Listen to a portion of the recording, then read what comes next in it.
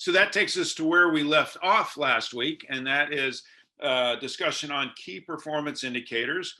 By definition, key performance indicators are both the operational, we call those leading, and the financial, the lagging measures that have the greatest impact on the success or failure of your company. And if you take a look in your handout, and Natalie, if you want to maybe bring up that page that says examples of key performance indicators on it. There we go. So these are just a full page of examples of key performance indicators. Some of these might be good ones for you to be tracking over time.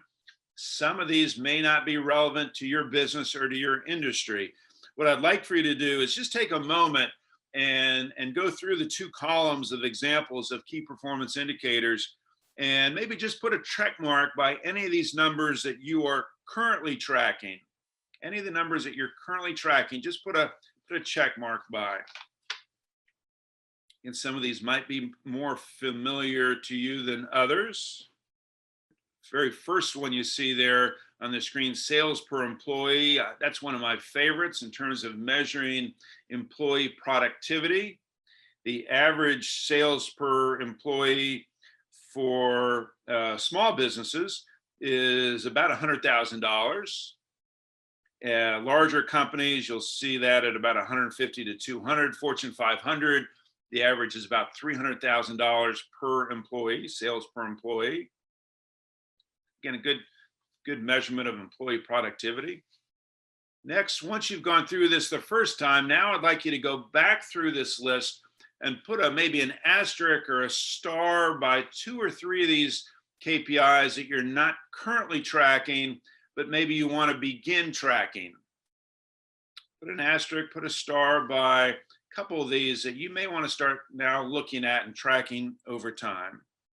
One way I've had described key performance indicators is there are 2 types. There are the need to know and the nice to know. Need to know numbers, ones that we absolutely need to be tracking, and the nice to know. Gee, it'd be nice to know what this number would be. So maybe think about which of these for you would be the need to know and which of these would be the nice to know. I've also over time come to believe that every employee, just as companies have certain numbers they should be looking at over time, I also believe that every employee should have at least one number that they're responsible for, one number that they're tracking, one number that is indicative of their performance.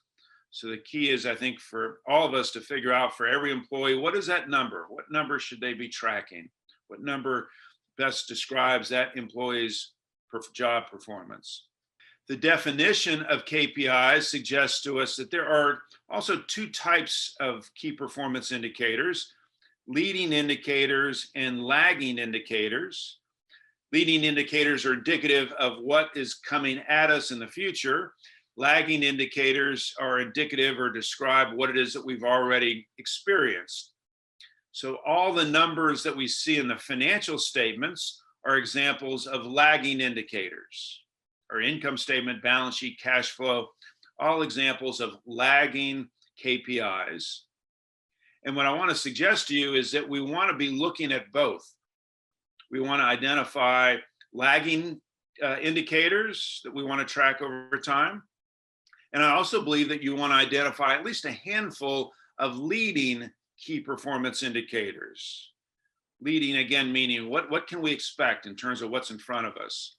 So, Tim, for on the balance sheet, when you're looking at current assets, account receivables, which is that not a dual, leading and lagging? I mean, it's an indication of what's coming in. The accounts receivable, yeah, it'd be lagging in terms of how much sales we've had and how much we've collected from those sales. It'd be leading in terms of what we can expect potentially in terms of cash coming in over the next 30 days or 45 days. Yeah. So you're right. It could be an example of both. There's a speaker and an author by the name of Craig Kramer, who wrote a really good book called The CEO Toolkit.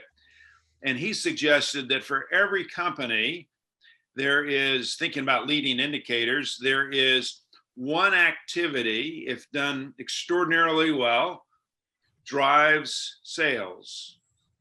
Let me repeat that. In every company, there is one activity, if done extraordinarily well, drives sales.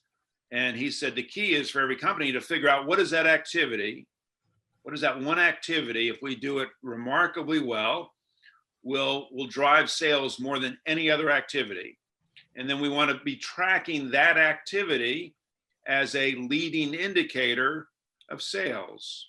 Well, think about what are examples of leading indicator of sales for companies. It could be the number of sales calls. It could be the number of proposals that we're making, the number of RFPs that we're completing, number of hits on our website, number of phone calls, incoming phone calls.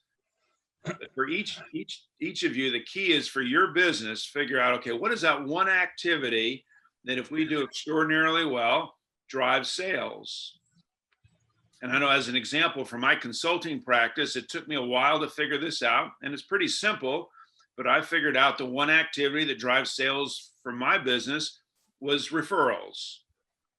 And I even figured out that for every 4 referrals, I would usually end up getting 1 new customer. 4 referrals, 1 new customer. So I started tracking on a monthly basis my referrals. And that was a great, for me, a great example of a leading indicator of future sales. If I wanted more sales, I needed to get more referrals. So figure out, again, for your business, every business is unique. The key is figuring out what is that one activity in my company that has the greatest impact on future sales. And then I want to begin tracking that leading indicator, that KPI, so that I can have some sense of future sales.